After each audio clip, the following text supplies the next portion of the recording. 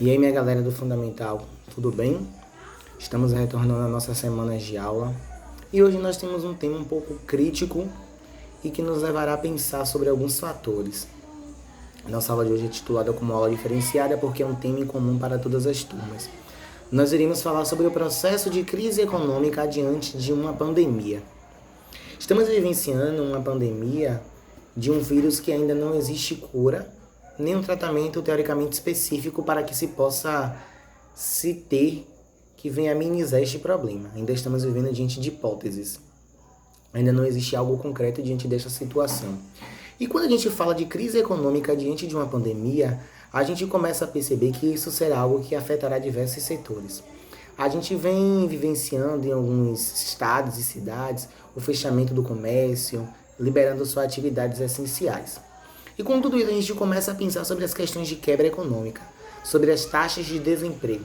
A gente sabe que a gente já tinha um número teoricamente alto e diante desta pandemia muitas empresas não estão podendo arcar com seus valores diante da sociedade, que é o pagamento de salários e impostos. E muitas estão decretando falência pelo fato de não conseguir suprir a esta necessidade que o mercado precisa.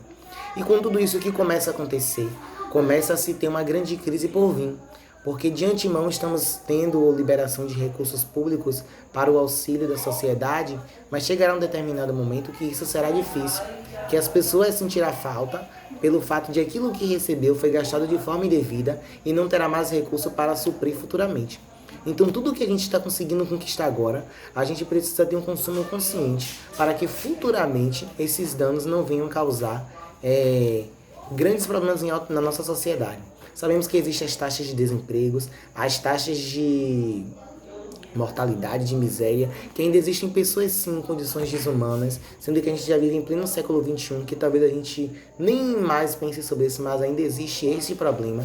Então, diante de uma pandemia, é preciso se ver como você está se gastando para que futuramente não se venha a ter sérios problemas.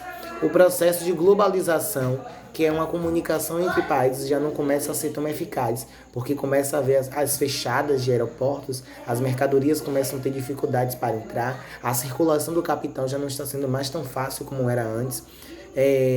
Muitas mercadorias paradas sem poder ir ao público, porque também o público já não tem nem condições financeiras para receber essa mercadoria e pagar por aquilo. Então a gente precisa se conscientizar agora, porque o que tem por vir é algo que talvez a gente não esteja preparado. E se a gente não vê o nosso consumo agora, futuramente nós iremos sofrer. Então a nossa aula de hoje fica por aqui. Vocês irão fazer um breve resumo sobre essa aula, falando que vocês compreendem sobre um processo de pandemia e o que é uma crise financeira.